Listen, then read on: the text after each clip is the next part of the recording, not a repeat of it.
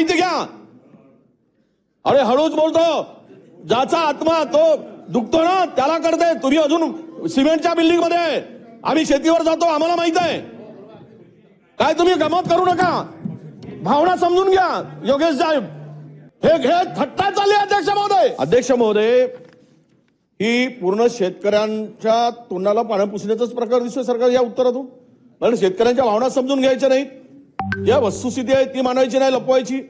अध्यक्ष महोदय, मंत्री महोदयाकडून या प्रश्नाच्या उत्तराला शेतकऱ्यांना दिलासा देणारं उत्तर अपेक्षित होतं. अध्यक्ष महोदय काय काय उत्तर दिलं?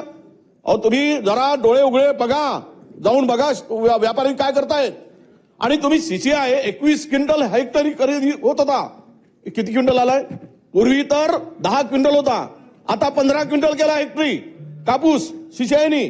आणि अध्यक्ष महोदय लांब धाग्याचा कापूसच घेतात, तो रिजेक्ट करून फेकून देतात.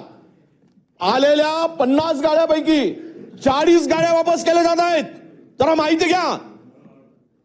अरे हळूच बोलतो, ज्याचा आत्मा तो दुखतो ना त्याला कळते. तुम्ही अजून सिमेंटच्या बिल्डिंग मध्ये आहे, आम्ही शेतीवर जातो, आम्हाला माहित आहे. काय तुम्ही गमत करू नका, भावना समजून घ्या. योगेश साहेब हे थट्टा चालली. अध्यक्ष महोदय अरे 15 क्विंटल कापूस तुम्ही सीसीआय खरेदी करते, त्यामध्ये बदल करता आला नसता. 21 क्विंटल होती पूर्वी की नाही? मंत्री महोदयांनी सांगावं. 15 क्विंटल का केली? मनामध्ये आरडाओरड केली. आणि विशेष म्हणजे अध्यक्ष महोदय यामागचं षडयंत्र काय? जो कापूस निर्यातीवर हे 0% पहिले 12% होता, आता 0%वर आणलं. म्हणजेच परदेशातून मोठ्या प्रमाणात कापूस भारतात येईल, मोठ्या प्रमाणात. आणि इथे कापसाचे भाव पाडण्याचं षडयंत्र आहे. का गरज होती? जे 12% निर्यात शुल्क होती, आपल्या आयात शुल्क होती ती कमी करण्याची गरज काय होती? जुन्यावर आज का आणलं? अध्यक्ष महोदय याचं उत्तर मंत्री महोदयांनी द्यायला नको, पाठपुरावा करायला नको. उद्या इथे कापसाचे भाव पडणार नाहीत. माझा स्पेसिफिक प्रश्न असा अध्यक्ष महोदय, मला मी मंत्री तुमच्या उपस्थितीमध्ये सांगतो, ह्या मंत्री महोदयांना आणि यांच्याबरोबर पुन्हा 3-4 सत्ताधारी आणि 3-4 विरोधी पक्षाच्या आमदारांना घेऊन चला कुठल्या खरेदी केंद्रावर, आपण आदेश द्या तिथून. आणि वस्तुस्थिती आल्यानंतर सरकारचे डोळे उघडतील. हे काहीतरी हे खरे नाही, ते खरे नाही. का खरे नाही?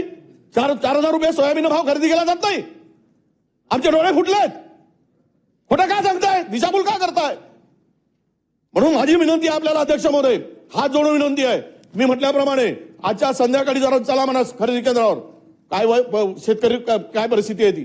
आणि केवळ ज्या सीसीआयनी खरेदी करताना ज्या अटी घातल्यात ना त्या वाचानं जरा, ध्यानपत्र त्या खरेदीप्रमाणे त्या कापसाची खरेदी होते काय आणि किती टक्के शेतकरी खरेदी करतो, शेतकऱ्यांचा माल घेतला जात आहे.